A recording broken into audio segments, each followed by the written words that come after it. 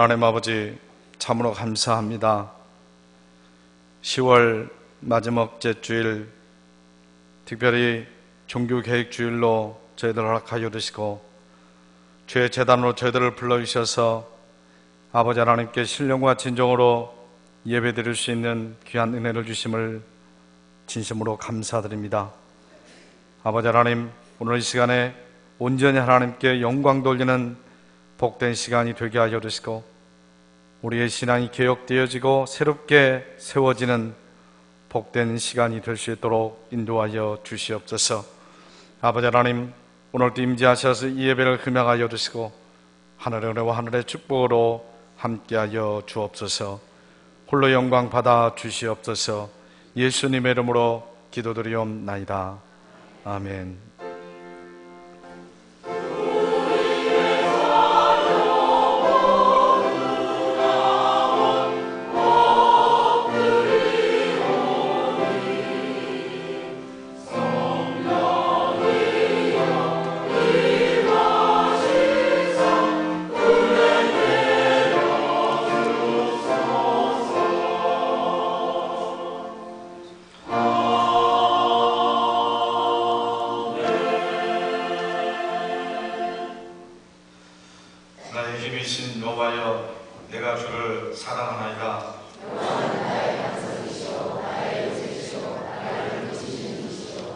나의 하나님이시여, 내가 그 안에 피할 나의 바위시여 나의 방패시여. 예수께서 이르시되 오히려 하나님의 말씀을 듣고 지키는 자가 복이 있느니라 하시니라. 이 복음은 모든 믿는 자에게 구원을 주시는 하나님의 능력이 됨이라. 복음에는 하나님의 의가 나타나서 믿음으로 믿음에 이르게 하나니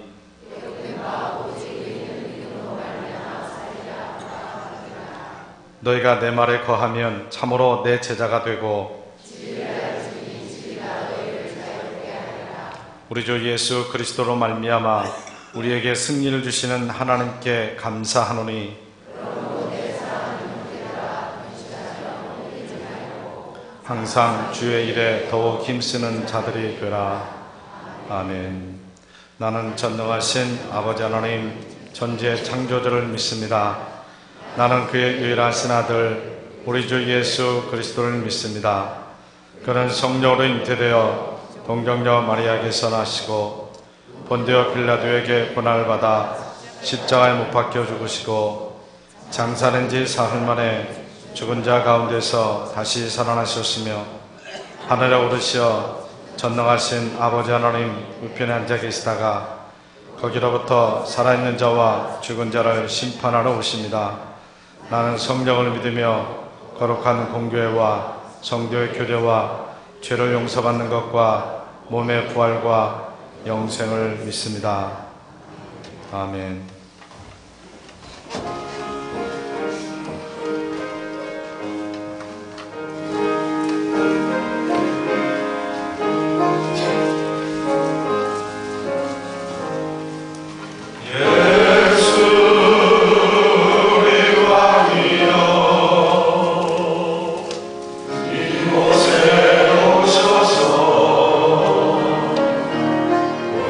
우리가 함께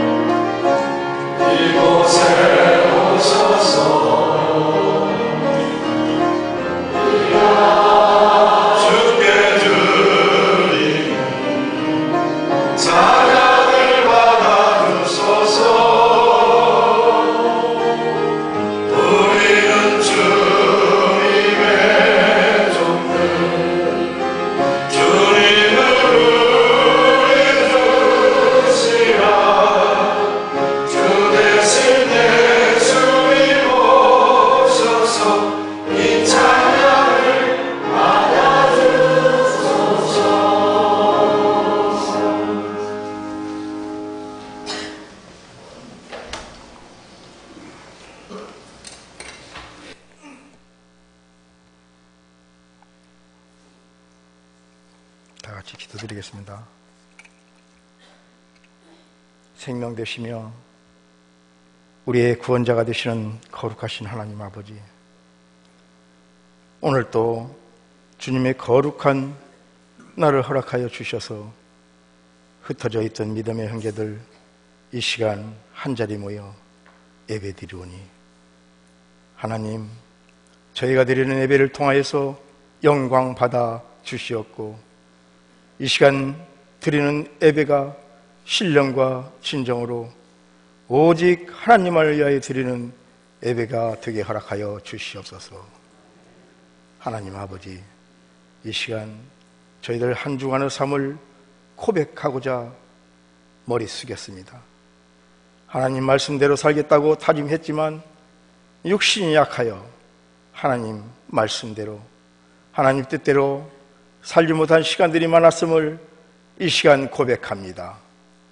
하나님, 우리의 머리털까지도 세시는 하나님 아버지, 우리의 죄가 주홍같이 붉을지라도 양털같이 희게 하신다고 말씀하신 주님, 이 예배를 통하여서 우리의 죄를 용서하여 주시옵소서.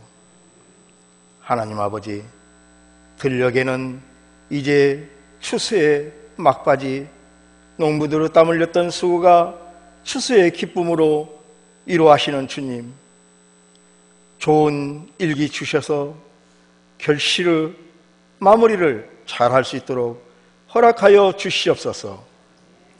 하나님 아버지, 우리 교회가 새로운 일꾼을 세우셨습니다. 장로님 4분과 권사님 11분을 세우셨습니다.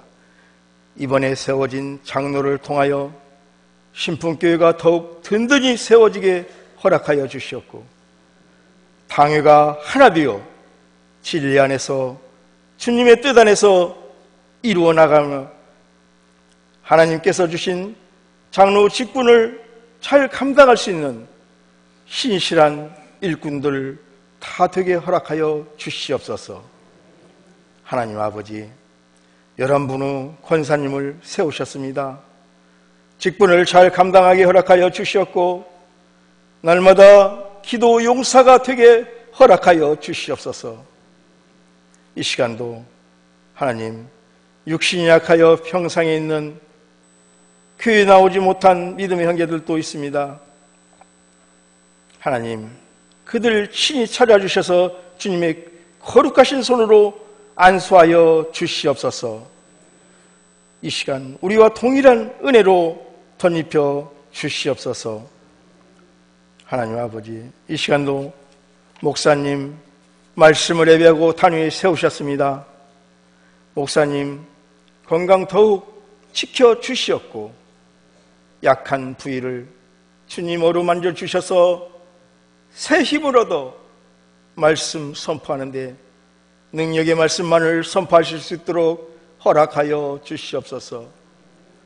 우리는 선포되는 말씀을 사모하고 그 말씀을 붙들고 승리하는 삶을 살아갈 수 있도록 허락하여 주시옵소서.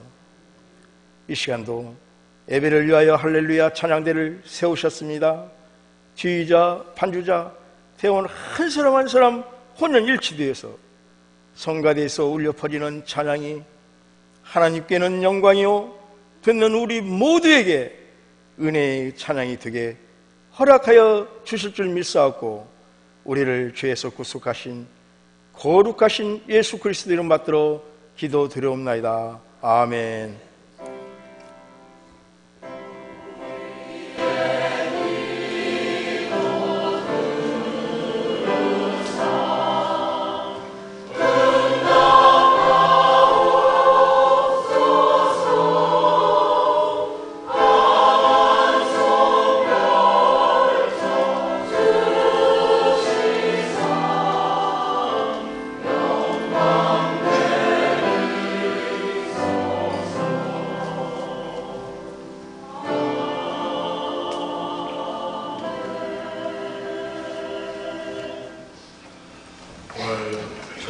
하나님의 말씀은 구약성서 열왕기하 22장 8절로 13절까지 말씀입니다. 구약성서 601쪽 되겠습니다.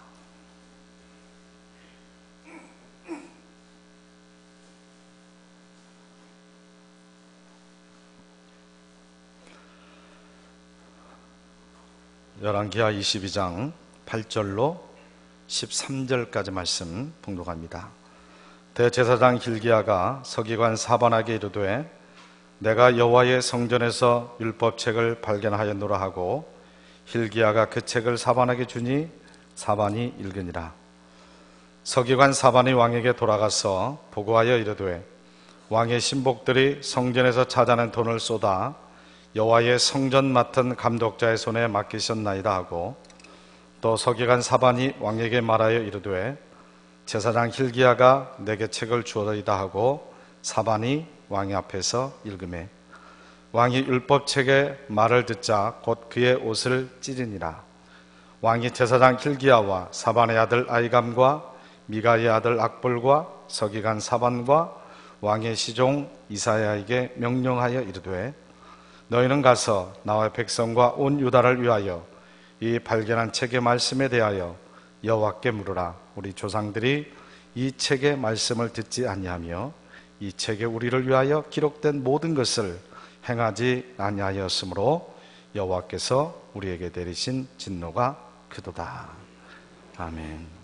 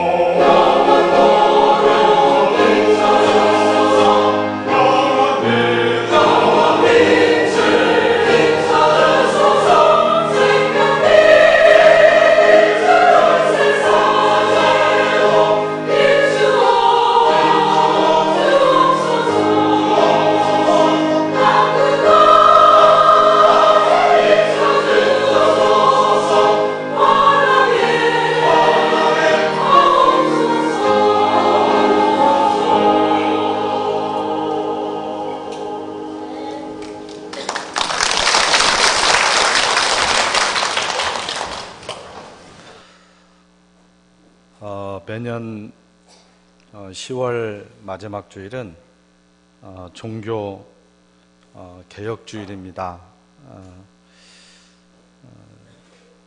사실 이 종교 개혁으로 인해서 우리 개신교회, 개혁교회가 탄생을 하게 됩니다. 그래서 사실 우리에게 큰 어떤 피부로 와닿는 그런 무슨 성탄절이나 추수감사주일이나 이런 거와는 좀 다르겠지만 그래도 이 종교 개혁은 우리에게 있어서는 굉장히 중요한, 그리고 또 이 시대에 우리가 또 새롭게 끊임없이 개혁되어야 되는 그런 시점에서 본다면 이 종교 개혁이라고 하는 것이 오늘 이 시대에 우리에게 주는 메시지가 굉장히 크다고 생각을 하게 됩니다.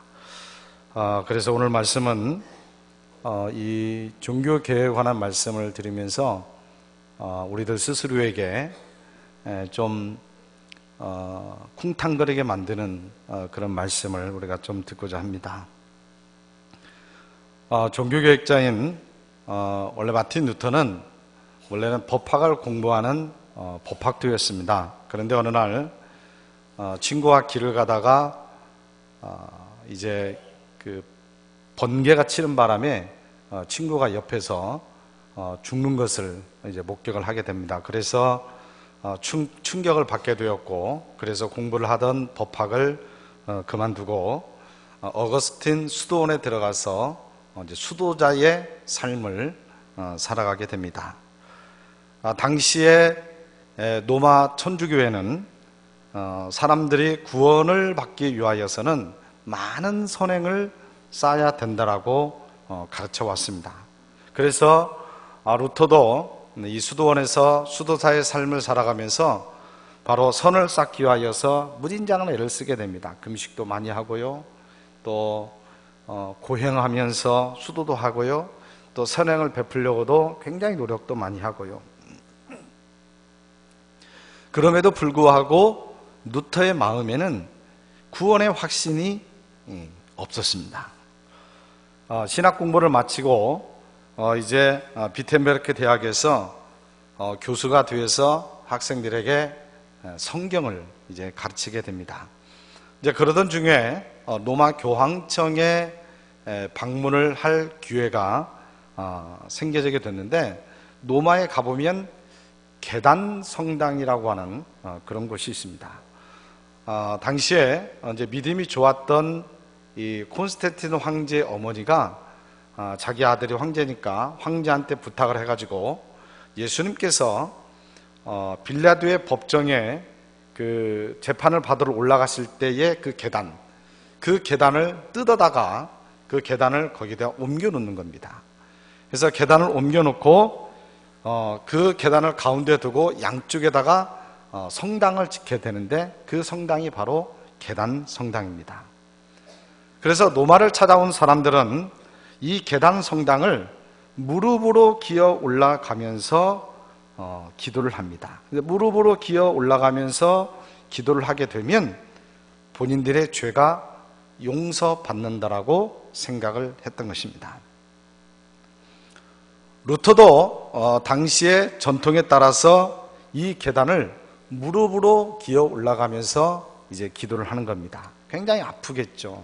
그렇지 않겠습니까? 계단을 무릎으로 올라가는데, 그래도 내가 이렇게 기도하면서 올라가면 용서함을 받을 수 있겠다라고 하는 그런 생각으로 참여를 하면서 한 계단 한 계단 올라가면서 문득 하나님의 말씀이 그에게 다가옵니다. 로마서 1장 17절 말씀이에요. 복음에는 하나님의 의가 나타나서 믿음으로 믿음에 이르게 하나니 기록된 바 오직 의인은 믿음으로 말미암아 살리라 함과 같으리라 라고 하는 이 말씀이 루터에게 다가오게 되는 겁니다.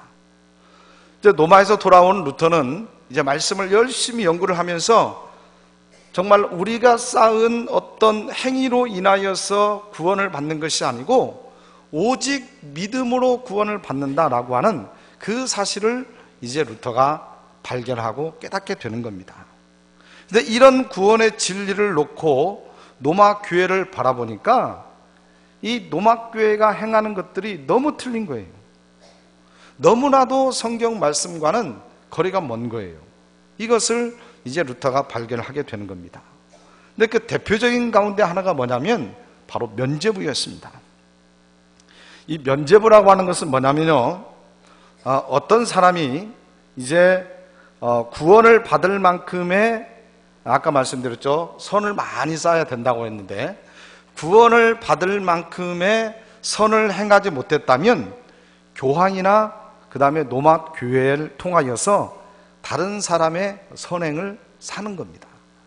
그러니까 무슨 말씀이냐면, 이제 그 흔히 성자라고 하는 아주 유대한 사람들은 그 하늘에 선을 굉장히 많이 쌓아 놓은 겁니다. 그래서 사실 그들은 선이 남아요. 천국에 갈 만큼 이만큼 쓰고 남는 그 선행이 천국에 가득 쌓여 있다라는 얘기입니다. 그래서 이제 그들의 선행이 쌓여 있는데 그 선행을, 거기 남아있는 선행을 내가 사면 내 선행이 만큼 모자라니까 그것을 갖다 채우면 그 선행이 온전해지기 때문에 내가 천국에 갈 수 있다라고 하는 아주 기가 막힌 논리입니다. 당시에 바로 이 로마 교황청은 대베드로 성당을 짓기 위하여서 굉장히 많은 돈을 필요로 했습니다. 그래서 이제 그 성당을 짓는데 헌금을 많이 하는 사람들에게 이 성자들의 천국에 남아있는 그 선행, 자기가 쓰고 남은 은행에 남아있는 그 선행을 쉽게 말하면 갖다 파는 겁니다. 이게 바로 면죄부입니다.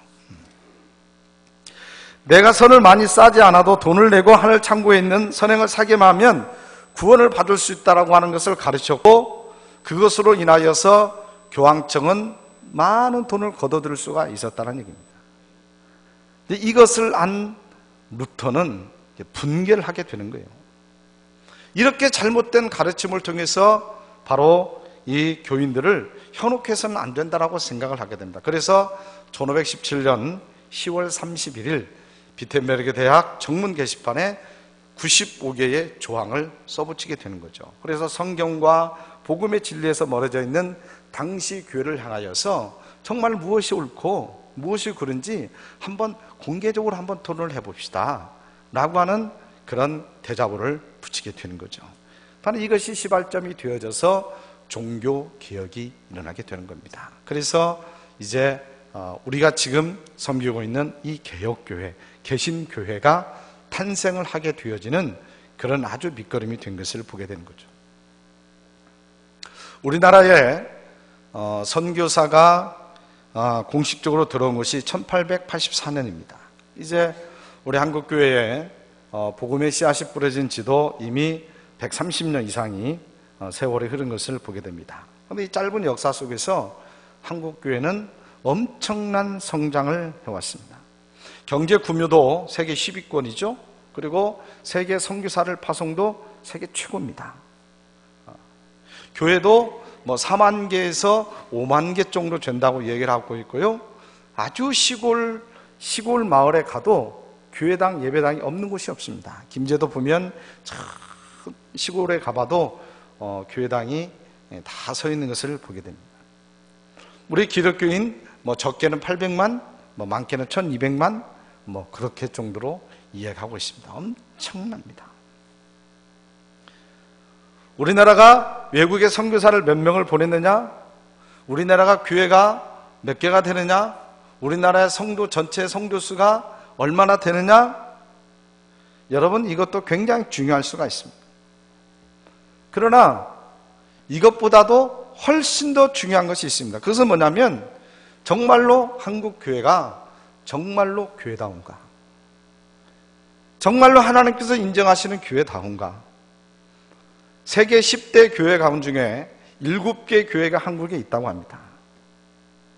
그런데 여러분, 그것이 절대로 중요한 것이 아닙니다. 더 중요한 것은 정말로 그 하나님의 교회가 이 시대에 빛이 되어지고 있고 그 하나님의 교회가 이 시대에 소금이 되어지고 있느냐, 이것이 문제죠. 그 큰 것이 뭐가 문제겠습니까? 그래서 영국의 유명한 강해 설교가인 댄시 레인 목사님은 한국 교회를 보고 이런 충고를 합니다. 한국교회의 부흥과 성장을 절대로 자랑하지 마십시오. 100여 년 전에 영국은 한국과 비교할 수 없을 정도로 교회의 전성기를 이루었습니다.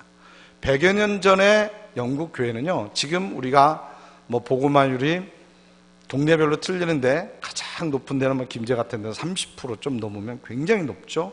근데 그때 당시 영국은 복음화율이 90%가 넘었습니다. 그러니까 국민 10명당 9명 이상이 전부 다 교회를 다녔습니다. 엄청난 사회였습니다, 영국은. 그러나 그렇게 화려하고 그 성장을 잘해왔던 영국 교회, 지금은 텅텅 비어있고 박물관처럼 전설이 되어져 가고 있습니다. 교회가 팔려가서 지금 다 맥주집이 되고요, 홀이 되고요, 그렇습니다. 영국 교회는 50년 뒤에 한국이 영국과 같지 않겠다고 하는 보장이 어디 있겠습니까? 라고 하는 충고를 우리에게 해준 적이 있습니다. 여러분, 왜 영국 교회가 박물관처럼 변해버렸을까요? 한국 교회를 바라보는 그 영국 목사님이 왜 한국 교회가 영국 교회처럼 꼭 박물관으로 변할지도 모른다고 하는 두려운 이야기를 우리들에게 해주고 있을까요? 한국 갤럽 조사 연구에 의하면요, 한국 교회가 더 이상 부흥하지 못하는 가장 큰 이유로 사회의 부정적인 이미지를 뽑고 있는 것을 보게 됩니다. 이제 한국 교회는 성장이 멈췄습니다. 물론 어떤 대교회 같은 데는 몰리기도 하지만 거의 수평이 이동이고요, 전체적으로 보면은 계속적으로 교인이 감소 추세에 있는 것을 보게 됩니다.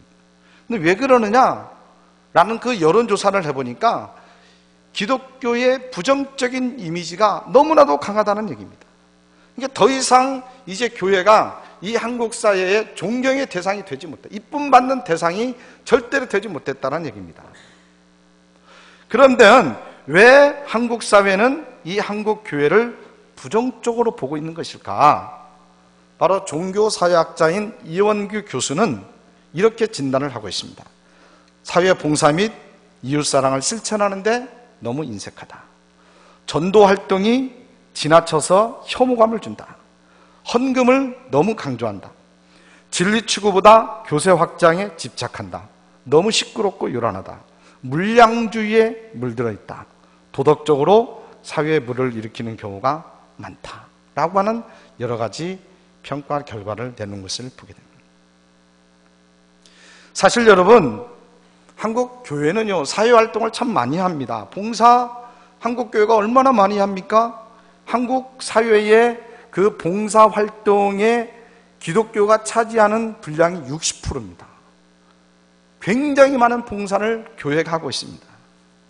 이렇게 많은 봉사를 하고 있음에도 불구하고 한국 사회는, 쉽게 말하면 교회를 다니지 않는 비리 기독교인들은 한국 교회가 한국 사회를 위하여서 봉사를 하지 않는다라고 이야기를 하고 있는 것을 보게 되는 거죠. 이렇게 많이 했음에도 불구하고. 그럼 왜 그러느냐? 본질을 잃어버렸기 때문이라는 얘기입니다. 봉사를 해야 되는데, 정말로 봉사다운 순수한 봉사를 해야 되는데, 봉사도 교회 성장의 한 방편으로 생각한다는 얘기입니다. 그러니까 우리의 입장으로 보면 그렇겠지만, 교회 밖의 사람들의 입장으로 보면 그들을 봤을 때 교회가 봉사하는 것이 정말로 우리를 위하여서 봉사를 하는 것이 아니라 자기네들의 교회의 성장을 위해서, 교회를 키우기 위하여서 하나의 방편으로 이런 것들을 하고 있다라고 그들은 생각하고 있다는 얘기입니다. 물론 그 소리가 오해일 수도 있겠죠. 그렇지만 그들의 소리를 우리는 귀담아 들을 수 있어야 된다는 얘기입니다. 본질을 잃어버려서는 안 된다는 얘기입니다. 순수한 마음과 사랑의 마음을 우리가 가지고 봉사도 할 수 있어야 된다는 얘기입니다. 여러분, 전도도 마찬가지입니다. 사실 전도도 그 영혼을 사랑하기 때문에, 정말로 저 영혼이 죽어가면 안 되기 때문에, 저 영혼이 너무나 불쌍하기 때문에 그 사랑하는 마음으로 그 영혼을 구원하는 그런 마음, 그 마음으로 전도를 해야 되겠죠.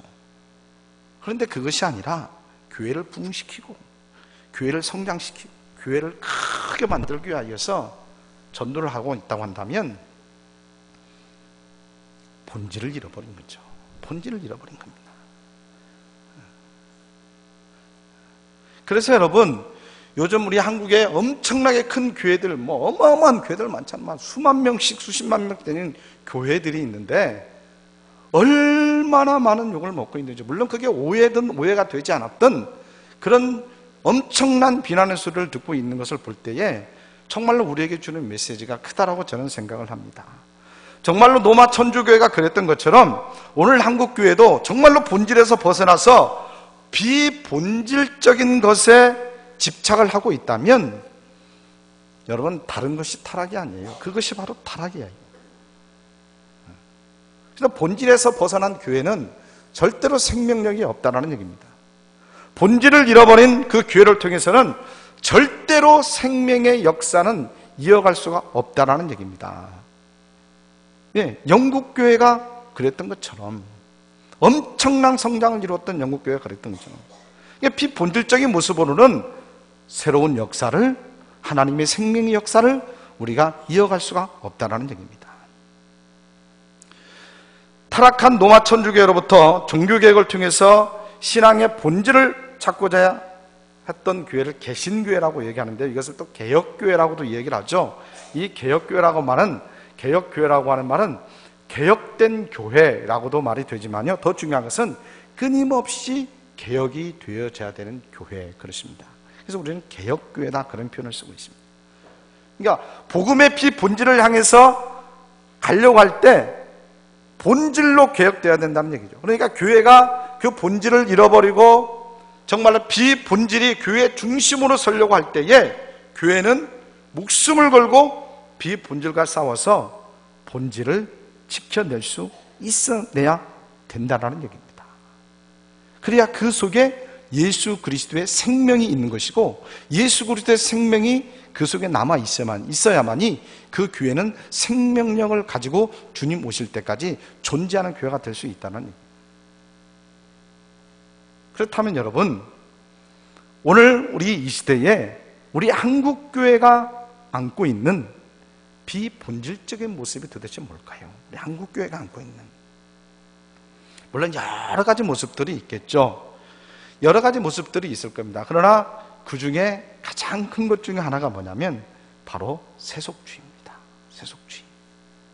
세속주의라는 것은 무슨 말씀이냐면, 세상의 가치 기준이 세상의 가치 기준이 있죠. 세상의 가치 기준이 교회로 침투해 들어와서 그 세상의 가치 기준이 교회를 장악하고 있는 겁니다. 그러면 여러분, 세상의 가치 기준에 물든 교회의 모습이 어떤 것들이 있습니까? 바로 가장 대표적인 것 중에 하나가 뭐냐면, 교회인이 많은 교회는, 큰 교회는 좋은 교회고, 큰 교회로 부흥시킨 목사는 훌륭한 목사고 좋은 목사고, 그런 숫자 노름에 빠져버렸다는 얘기입니다. 한국교회가. 물론 여러분, 교회가 부흥한다는 것은 좋은 일이에요. 하나님의 뜻이에요. 교회는 부흥이 되어져야 됩니다. 당연히 부흥이 되어야 됩니다. 그러나 교회의 목적이 부흥이 될 수가 없고요, 교회의 부흥이 교회의 목회자를 평가하는 기준이 절대로 되어져서는 안 된다는 얘기입니다. 그러면 정말로 몇천 명, 몇만 명이 모인 교회는 정말로 좋은 교회이고, 저 시골에 몇십 명 모인 교회는 그런 별로 안 좋은 교회입니까? 하나님께서 몇천 명 교회에 목회를 하고 있는 목사는 야, 정말로 큰 종이다라고 칭찬하는 것이고, 정말로 저 시골에서 몇십 명을 놓고 정말 애쓰면서 목회하는 목사님들을 위해서는 하나님이 게으른 종이라고 평가를 하실까요? 그러니까 몇 명이 모였느냐, 헌금을 얼마나 하느냐, 교회당을 얼마나 예쁘게 지었느냐, 얼마나 멋있게 크게 지었느냐, 이걸로 교회를 평가하는 것이 바로 여러분 세상적인 가치 기준이다. 세상적인 가치 기준은요, 숫자의 크기에 의해서 평가가 되어지죠. 그러나 여러분, 우리 하나님은 아닌 줄로 믿습니다. 우리 하나님은요, 크기로 사람을 판단하지 아니하시고 크기로 교회를 판단하지 않으십니다. 얼마나 신실한가를 보는 겁니다.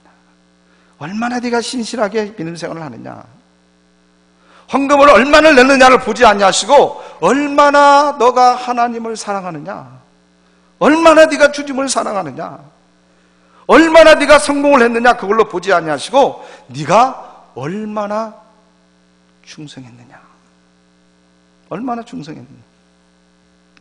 즉 우리 하나님께서는요 매일 순간에 최선을 다하는 충성스러운 사람이 되기를 원하시는 줄을 믿습니다.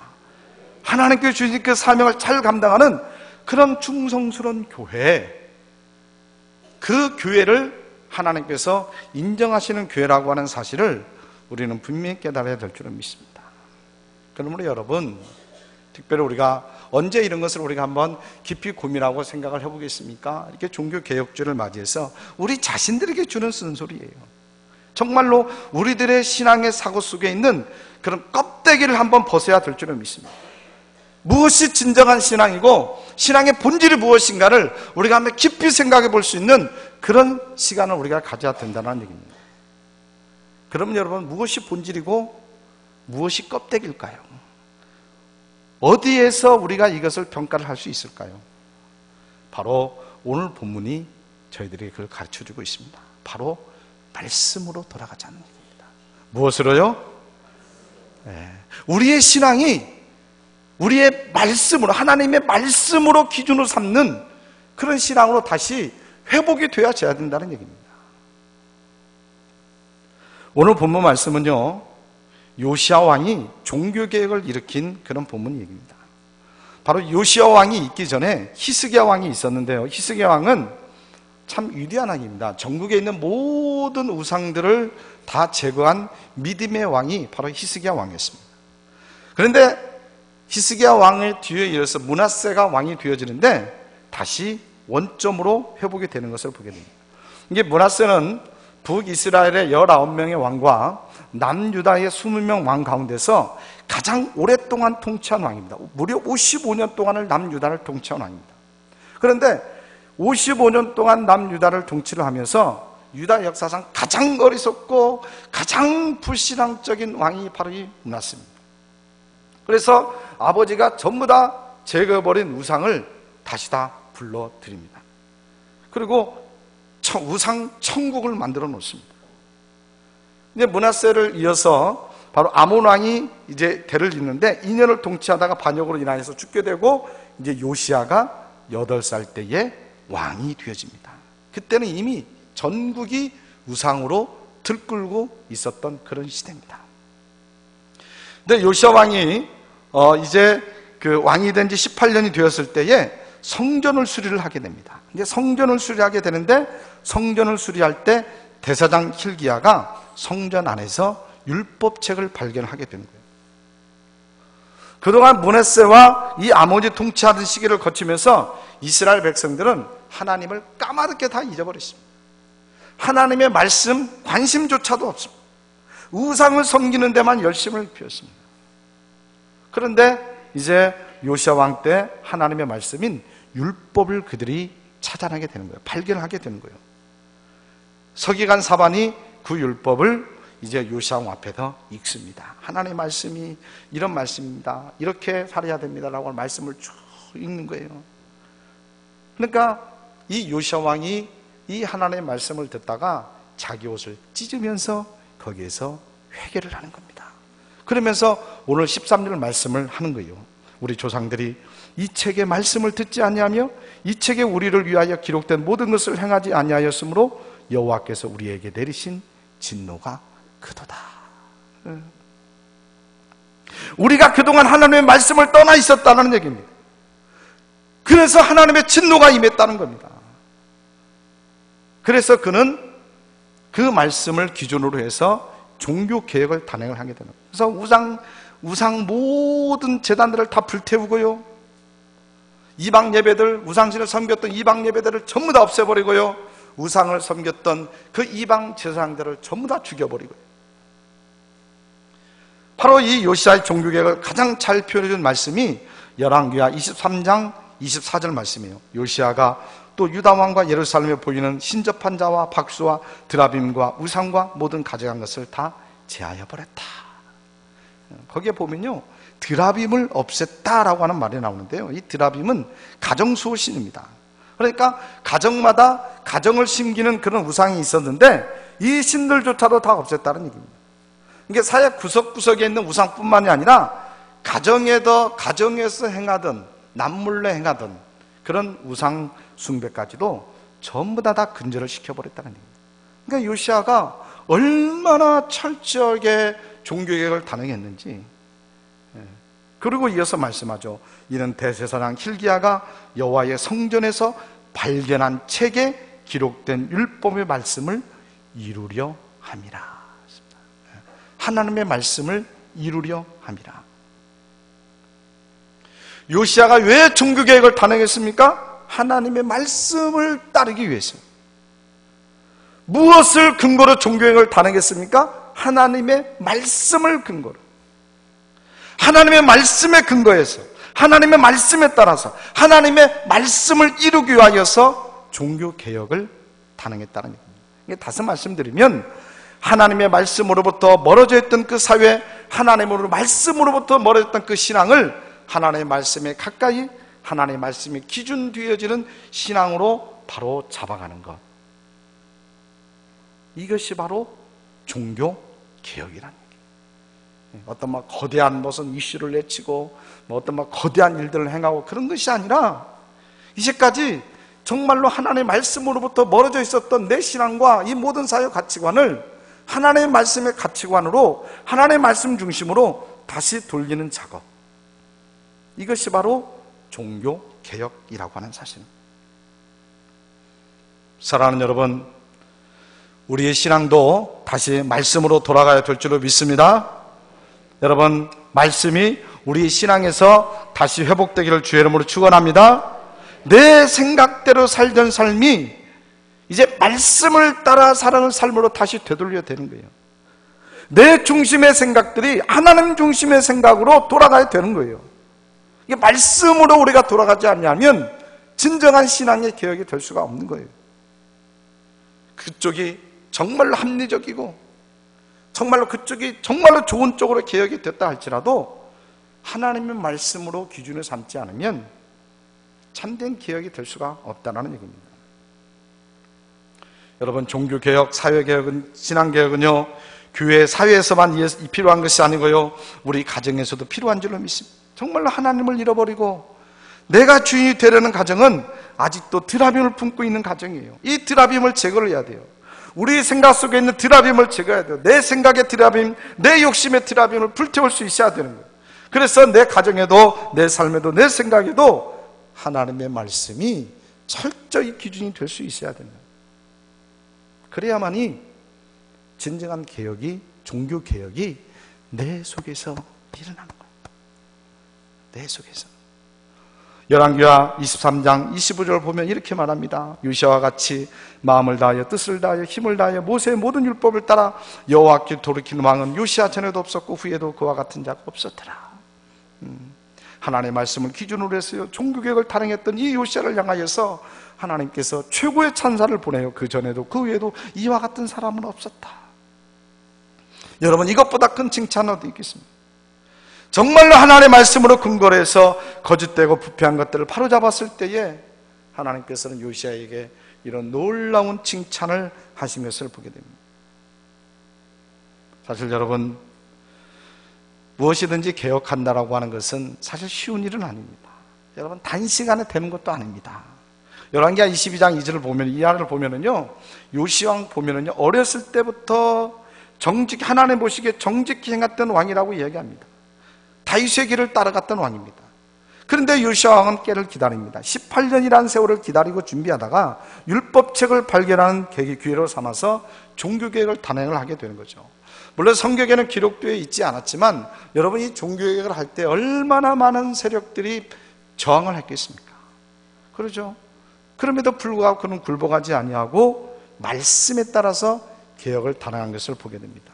그래서 요시야 왕을 하나님께서 칭찬을 하고 있는 것을 보게 해요. 사실 여러분, 우리의 삶을 하나님 말씀에 따라 바르게 개혁한다라고 하는 것은 결코 쉬운 일이 아닐 겁니다. 한두 번의 결단으로 되지 않을 겁니다. 몇 마디 말씀 듣고 깨달았다고 되는 것도 아닙니다. 끊임없이 노력해야 될 줄은 믿습니다.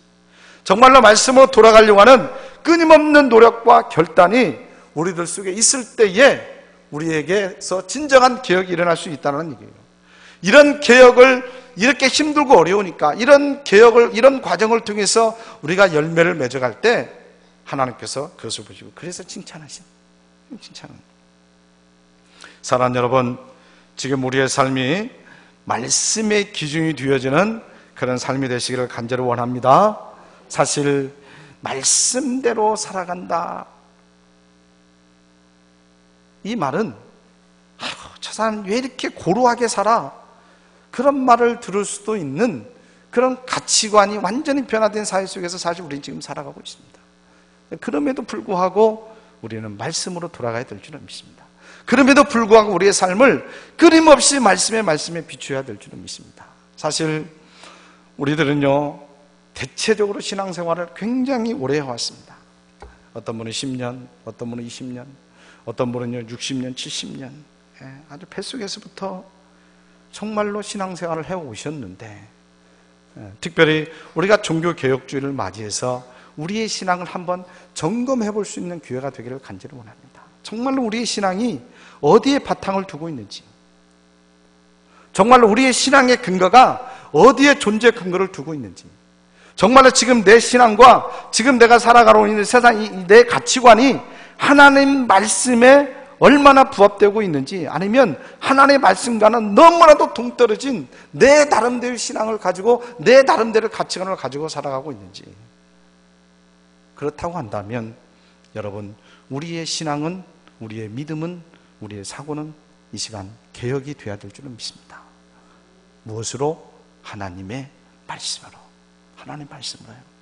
오늘 요시아가요, 정말 하나님 말씀을 발견하고 하나님 말씀에 비추어서 그걸 기준 삼아서 온전히 종교개혁을 일으켰던 것처럼 항상 말씀에 내 삶을 비춰보고요, 그래서 끊임없이 나를 개혁해 나가는 그런 거룩한 개혁, 그런 거룩한 개혁이 우리들 속에서 끊임없이 일어나서 정말로 하나님께 인정받고, 정말로 우리 교회가 정말로 큰 교회는 아니지만 정말로 우리 교회가 이 시대에 빛과 소금의 역할을 감당하고 정말로 하나님께서 인정하시는 생명력이 넘치는 그런 교회, 그리고 그런 성도님들이 다 되시기를 주님의 이름으로 간절히 축원합니다. 좋으신 아버지 하나님, 종교개혁주의를 맞이하여서 우리의 신앙을 한번 되돌아봅니다. 아버지 하나님, 우리의 믿음은, 우리의 신앙은 끊임없이 말씀에 비추어서 개혁되어지기를 원합니다. 아버지 하나님, 혹시 저희들 껍데기만 가지고 있지 않습니까? 아버지 하나님, 우리의 어떤 겉모습만 보고 자랑만 하고 안주하고 있지는 않습니까? 아버지 하나님, 돌아볼 수 있도록 인도하시고 껍데기는 철저히 깨고 오직 하나님의 말씀으로 돌아가는 저희들의 믿음이 될 수 있도록 인도하여 주시옵소서. 정말로 우리 교회가 정말로 하나님이 인정하시는 생명력이 넘치는 살아 역사하는 빛과 소금의 역할을 감당하는 그런 건강한 교회가 되어줄 수 있도록 축복하여 주옵소서. 예수님의 이름으로 기도하옵나이다. 아멘.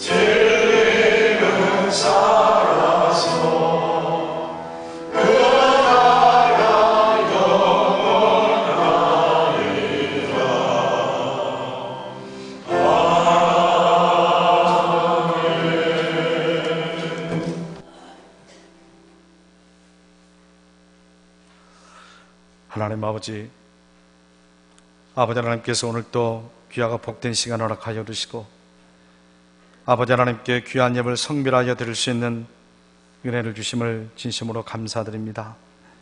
아버지 하나님께 11조의 물로, 감사의 물로, 선교의 물로, 주정주일 헌금으로 온전히 드리는 믿음의 권속들 위해 하늘의 은혜와 하늘의 축복으로 함께하여 주시옵소서. 이 땅에 살아가면서 늘 하나님의 은혜를 경험하는 복된 인생들이 되게 하여 주시옵소서. 오늘 이 재단에 예배하는 모든 믿음의 권속들 위해 하늘의 은혜로 함께하여 주시고, 특별히 여러 가지 어려움 당하는 믿음의 권속들 찾아가 주셔서 회복하시고 치유하여 주시옵고, 아버지 하나님 원근각 대체는 모든 우리 믿음의 가족들 주님께서 눈동자같이 날마다 지켜주시고 축복하여 주시옵소서. 감사하고 축복하고 예수님의 이름으로 기도하옵나이다. 아멘.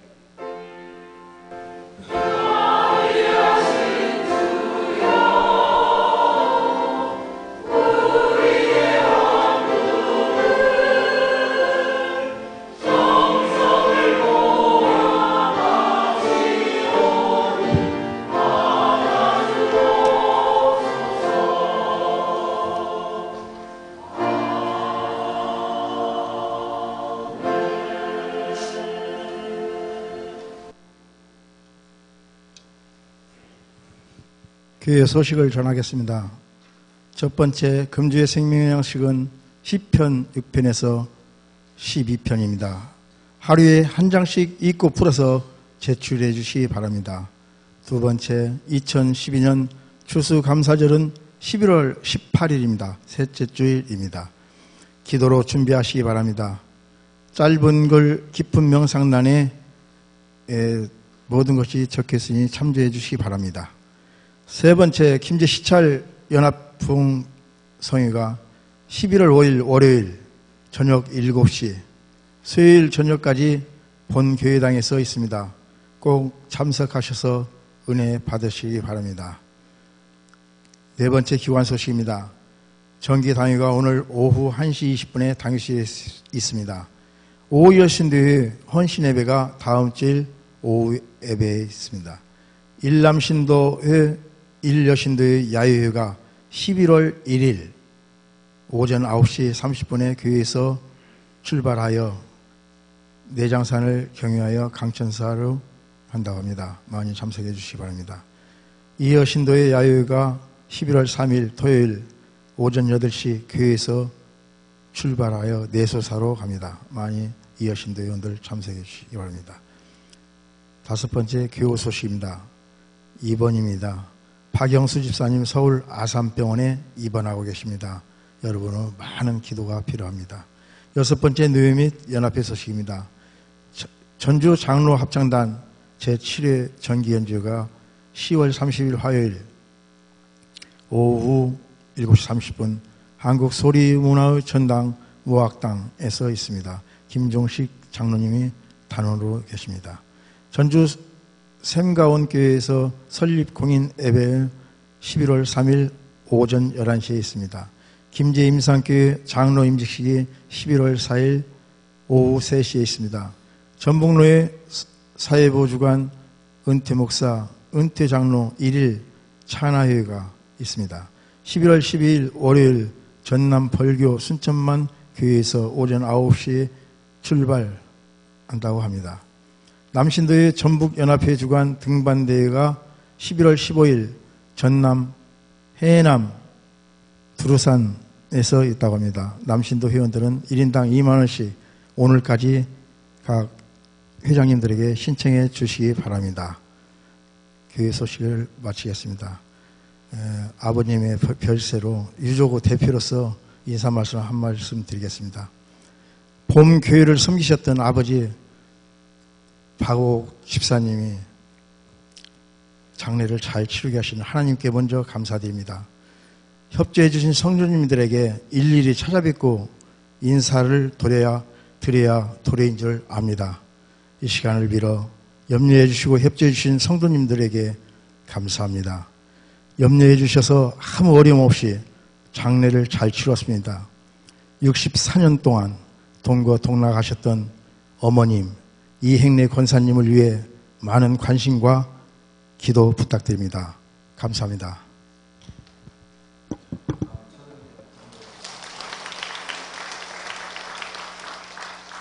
감사합니다. 우리 시간이 좀 지났습니다만 우리 짧은 글은 깊은 명상란 보시면 이번에 우리 목장별로 찬양대회가 있거든요. 그래서 한 목장 시간하고 두 목장, 세 목장 엮어서 조별로 찬양대회를 합니다. 그래서 미리 우리 조장들이 다 뽑아서 이렇게 편을 조를 짰거든요. 그래서 여러분들이 미리 준비하셔서 좋은 축제가 될 수 있도록 그렇게 해주시기를 부탁을 드리고요. 특별히 3번 보시면 예전에는 이 강단에 과일과 야채와 뭐 이런 것으로 이렇게 강단을 예쁘게 꾸몄는데 올해는 이제 좀 바꿨습니다. 올해는 쌀로 이렇게 대신하겠습니다. 그래서 목장별로든지 개인별로든지 쌀로 해서 그 쌀을 김제에 있는 불우한 이웃을 돕는데 이렇게 쓰도록 우리 당회에서 그렇게 결정을 했습니다. 그러니까 모두 쌀로 이렇게 동참해 주셨으면 고맙겠고요. 혹시 옆에 있는 가정에 내가 쌀 한 푸대 이렇게 좀 섬길 수 있으면 쑥스러워서도 못 가잖아요. 그렇죠? 그러면 이렇게 교회에다가 하시면 교회 전체적으로 이렇게 하면 나도 동참을 하는 것이기 때문에 한 분도 빠짐없이 모두 동참을 해주시면 고맙겠습니다. 그래서 그 포장되어 있는 걸로 좀 해주셔야 우리가 또 드릴 때 좋으니까 5kg, 10kg, 20kg 이렇게 포장되어 있는 걸로 해주시면 우리 지역사회의 어려운 분들을 위해서 함께 나누는 그런 추수감사들이 될 수 있도록 그렇게 하겠습니다. 여러분들이 기억해 주시고 또 많이 또 협력을 해 주시기를 부탁을 드리겠습니다. 새로 나오신 분을 소개를 드리겠습니다. 우리 잠깐 일어서셨다 앉아주시면 고맙겠습니다. 우리 조창만 성도님 어디 계십니까? 예, 우리 최연곤 집사님, 우리 정순모 집사님, 예, 우리 박수로 환영하겠습니다. 주의 사랑으로 사랑합니다.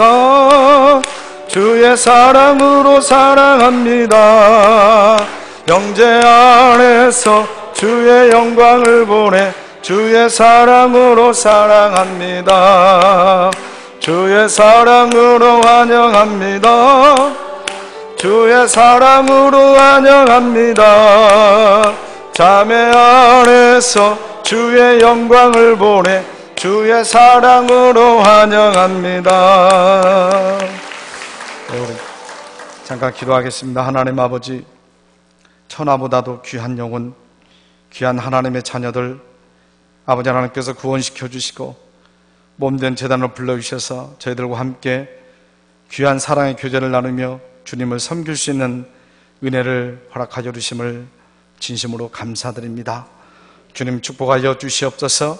온전한 믿음을 가지고 정말 이 제단에서 이 세상에서 누려보지 못했던 놀라운 축복을 경험하는 복된 믿음의 삶을 살아갈 수 있도록 인도하여 주시옵고 정말 주님을 섬기는 심정으로 저희들은 섬길 수 있도록 인도하여 주옵소서. 예수님의 이름으로 축복하고 기도하옵나이다. 아멘. 예배 끝나고 당회실 잠깐 와주셨으면 고맙겠습니다. 자, 우리 옆에 있는 분들하고 사랑의 살 나누겠습니다. 사랑합니다. 축복합니다.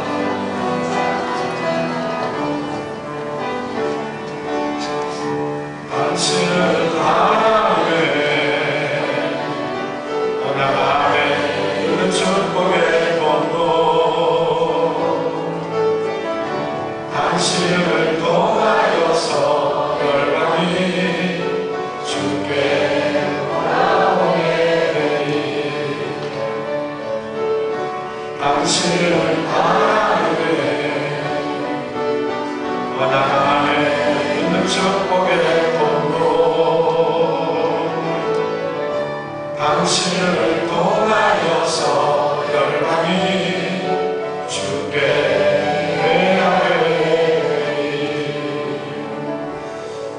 의외로 많이 나오셔서 받으시고 한 주간도 말씀으로 새로워지는 복된 한 주간 되시기를 주님의 이름으로 축원합니다.